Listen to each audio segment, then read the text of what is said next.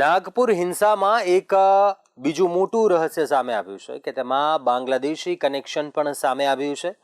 બાંગ્લાદેશમાં સંચાલિત ફેસબુક એકાઉન્ટમાંથી નાગપુર હિંસામાં ધમકી ફેલાવવામાં આવી હોવાનો સાયબર સેલે ખુલાસો કર્યો છે. આશ્ચર્યની વાત એ છે કે આ ધમકી નાગપુરમાં હિંસાથી તે પહેલા આપવામાં આવી હતી. સાયબર સેલના રહસ્યોદ્ઘાટનને પગલે હવે નાગપુરની હિંસામાં બાંગ્લાદેશી હાથ છે કે નહીં તેની પણ તપાસ કરવામાં આવી રહી છે. નાગપુર હિંસાને લઈને મહારાષ્ટ્રના સીએમ દેવેન્દ્ર ફડણવીસે જણાવ્યું કે આ હિંસામાં સળગાવવામાં આવેલી ચાદર કુરાનની આયાત ન હતી, તેને લઈને અફવા ફેલાવવામાં આવી હતી. આ હિંસા જાણી જોઈને ફેલાવવામાં આવી હતી. ફહીમ ખાન પર આરોપ છે કે તેણે 500થી પણ વધારે રમખાણકારોને એકત્રિત કર્યા અને હિંસાને પ્રોત્સાહન આપ્યું. આ તોફાનીઓએ મહિલા પોલીસ કર્મચારીના કપડાં ફાડ્યા અને તેને અયોગ્ય રીતે સ્પર્શ કરવાનો પ્રયત્ન પણ કર્યો. તોફાનીઓએ ભાલદરપુરા ચોકની પાસે રાતના અંધારાનો ફાયદો ઉઠાવીને મહિલા અધિકારીની સાથે અશ્લીલ હરકત કરી હતી. આ અંગે સ્થાનિક પોલીસ સ્ટેશનમાં તોફાનીઓ સામે ફરિયાદ પણ નોંધાઈ છે. પોલીસે આ ઘટનાની તપાસ પણ શરૂ કરી દીધી છે. નાગપુર પોલીસે જણાવ્યું કે 17 માર્ચ પછીની સાંપ્રદાયિક હિંસા પછી 10 પોલીસ સ્ટેશન વિસ્તારમાં કરફ્યુ લાદવામાં આવ્યો છે. પોલીસે અત્યાર સુધી 70 લોકોની ધરપકડ કરી છે. તેમાં 8 વિશ્વ હિન્દુ પરિષદના કાર્યકરો પણ છે. આ ઉપરાંત સાયબર સેલે 140થી પણ વધારે ઉશ્કેરણીજનક પોસ્ટ અને વિડીયોની ઓળખ કરી છે અને આઈટી એક્ટ 2000ની જોગવાઈ 79(3) હેઠળ નોટિસ જારી કરવામાં આવી છે.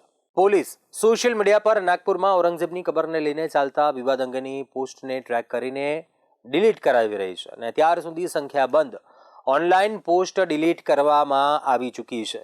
સાયબર સેલના અધિકારીઓના જણાવ્યા પ્રમાણે નાગપુર અંગેના વિડીયો અને પોસ્ટ ફેસબુક, ઇન્સ્ટાગ્રામ, ટ્વિટર અને યુટ્યુબ પર અપલોડ થયા હતા. મહારાષ્ટ્રના સાયબર વિભાગના નિવેદનમાં જણાવાયું હતું કે આ પોસ્ટ અને વિડીયોનો હેતુ એક ખાસ સમાજની ધાર્મિક ભાવનાઓને ઠેસ પહોંચાડવાનો, સાંપ્રદાયિક તણાવમાં વધારો કરવાનો અને રાજ્યમાં કાયદો તથા વ્યવસ્થાની સ્થિતિ વધુ ખરાબ કરવાનો હતો.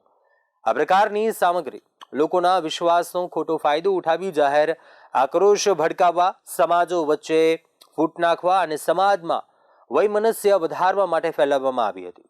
સાયબર વિભાગ આ પ્રકારની ભડકાવનારી પોસ્ટ અને વિડીયો મૂકનારી દરેક વ્યક્તિની ઓળખ કરી રહી છે અને આ બધાની સામે કેસ કરવામાં આવશે. તેની સાથે સાયબર વિભાગે લોકોની ચેતવણી આપી છે કે સોશિયલ મીડિયા પરની કોઈ પણ જાણકારી શેર કરતા પહેલા સતર્ક રહો. કોઈ પણ પ્રકારની વાંધાજનક સામગ્રી શેર કરવામાં આવી તો શેર કરનાર પણ આ સાયબર ગુનાનો હિસ્સેદાર બને છે. આ આખા ઘટનાક્રમમાં જોઈએ તો વિશ્વ હિન્દુ પરિષદ અને બજરંગ દળે શિવાજી મહારાજની પ્રતિમાની સામેથી ઔરંગઝેબની કબર હટાવવાની માંગને લઈને પ્રદર્શન કર્યું હતું.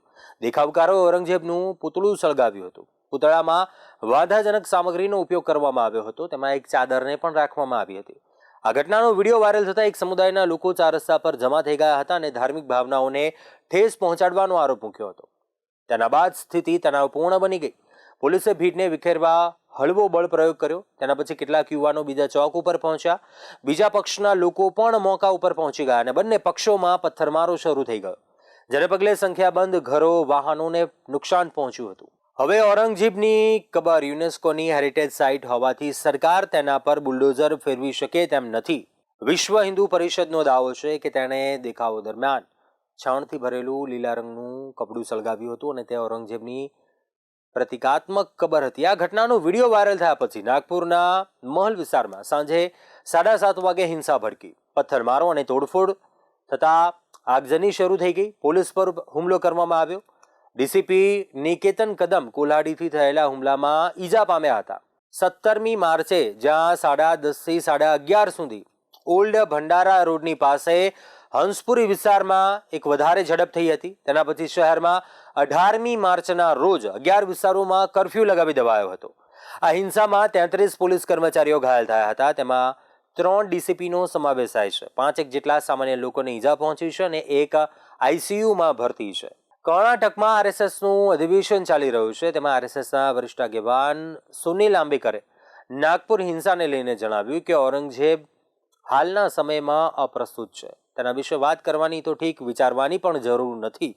આધુનિક યુગમાં ઔરંગઝેબ કે તેની વિચારધારા કોઈ મહત્વ ધરાવતી નથી. ઔરંગઝેબના કબરને લઈને મહારાષ્ટ્રમાં પ્રગટેલી રાજકીય હોળી હવે કેટલાને ત્યાં હોળી પ્રગટાવે છે અને કેટલાને દિવાળી કરાવે છે.